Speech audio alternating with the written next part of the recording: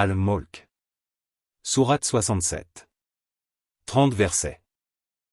Au nom de Dieu, le clément, le miséricordieux. Béni soit celui qui détient le pouvoir suprême et qui est tout-puissant.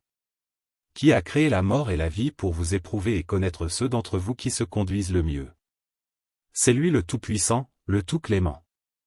Qui a créé sept cieux superposés, sans qu'on puisse déceler dans l'œuvre du tout-clément aucune faille. Lève donc les yeux vers les cieux. Y aperçois-tu la moindre lacune? Lève-les encore par 2 fois. Ton regard reviendra vers toi, déçu et harassé.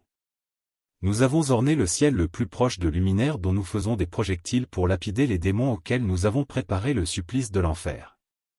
C'est le supplice de la géhenne qui est réservé à tous ceux qui renient leur Seigneur. Et quelle triste fin sera la leur!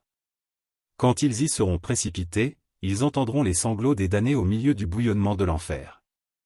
Qui peut sans faune explose de rage. Et chaque fois qu'une nouvelle fournée de damnés y est jetée, les gardiens leur demanderont, quoi? Personne n'est donc venu vous avertir? Mais si, répondront-ils. Nous avons bien eu un prophète, seulement nous l'avons traité d'imposteur. Et nous lui avons dit, Dieu n'a absolument rien révélé. Vous êtes, toi et tes adeptes, dans un profond égarement. Si nous avions écouté, ajouteront-ils, et si nous avions réfléchi, nous ne serions pas ici avec les hôtes de ce brasier. Ainsi avoueront-ils leurs péchés. Malheur donc aux hôtes du brasier. Quant à ceux qui craignent leur Seigneur dans son mystère, ceux-là obtiendront le pardon de leurs péchés, ainsi qu'une magnifique récompense. Car peu importe que vous cachiez vos pensées ou que vous les divulguiez, Dieu saura toujours ce que recèlent les cœurs. Et quoi? Dieu ignorerait-il ce qu'il a lui-même créé, lui le subtil, le si bien informé? N'est-ce pas lui qui vous a soumis la terre?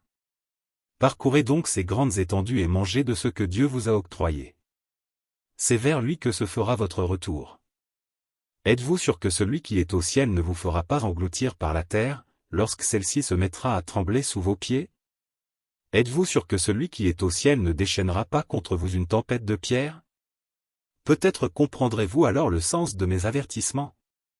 Les peuples qui les ont devancés avaient, eux aussi, crié au mensonge. Et quelle ne fut point alors ma réprobation?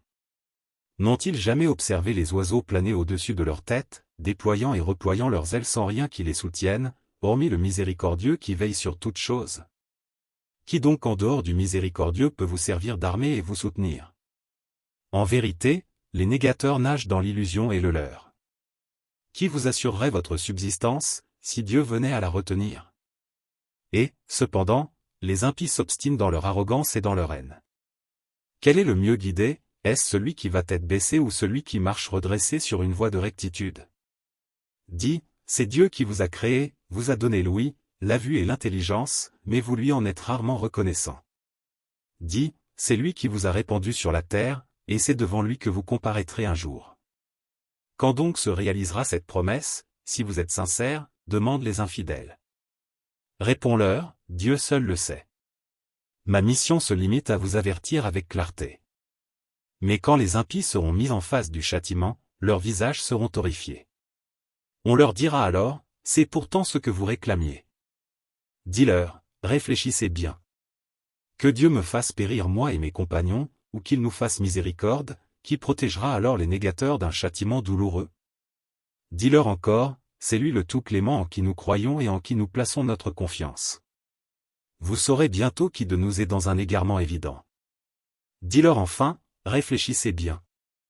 Si jamais l'eau que vous buvez venait à tarir, qui pourrait alors étancher votre soif?